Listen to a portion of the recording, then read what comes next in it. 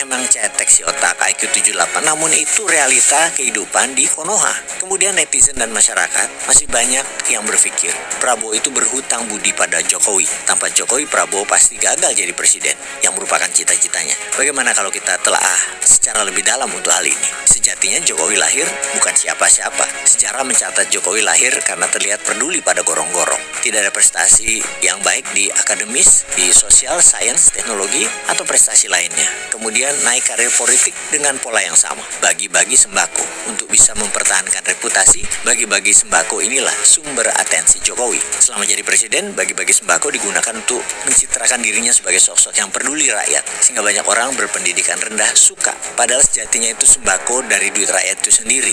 Akumulasi strategi politik Jokowi inilah yang kemudian jadi nilai tawar kepada Prabowo. Semua orang berpikir tingkat kepuasan publik pada Jokowi adalah 80% karena prestasi. Ya, salah total. Yang tepat karena akumulasi bagi-bagi sembako selama menjabat. Statistik membuktikan era Jokowi ekonominya juga hukum kacau balau. Lalu kenapa bisa 80%? Karena akumulasi bansos. Daya tawar tinggi 80% menjadikan rebutan banyak kandidat. Itulah sifat seorang Jokowi yang tidak malu menggunakan uang rakyat untuk jadi sembako demi agenda politik pribadi. Mengatasnamakan sembako sebagai jasa kebaikan pribadinya. Di saat yang sama, negara semerawut total.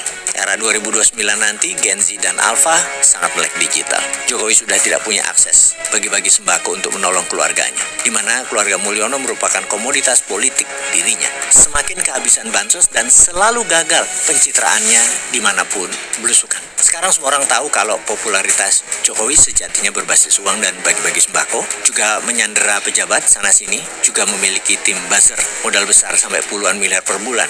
Hanya itu untuk bangun narasi. Sekarang masyarakat tahu tidak ada yang istimewa dari popularitas 80% karena kos biaya operasional yang mahal tersebut. Tanpa bansos, Jokowi bukan siapa-siapa, hanya bapak-bapak standar. Tidak ada yang spesial, tidak ada podium yang cocok, panggung tanpa penonton, tanpa kapasitas ilmu pengetahuan.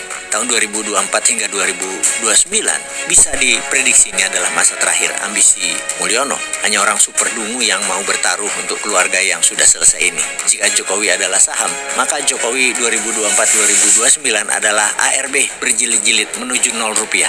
Anak-anaknya sebagai corporate action terbukti tidak laku di pasaran. Saham Jokowi semakin amblas. Cost production tidak lagi tercover. Jokowi tanpa suntikan dana tidak bisa bagi-bagi sembako. Saham berkode geng Solo secepatnya akan delisting dari Indonesia. Jadi apakah Prabowo masih berhutang pada Jokowi atau Pak Prabowo yang berhutang pada rakyat Indonesia? Yang pasti Gibran yang berhutang pada Pak Jokowi. Dan jika memang Pak Prabowo secara personal masih merasa berhutang ke geng Solo, bayarkan dengan nilai yang pantas saja.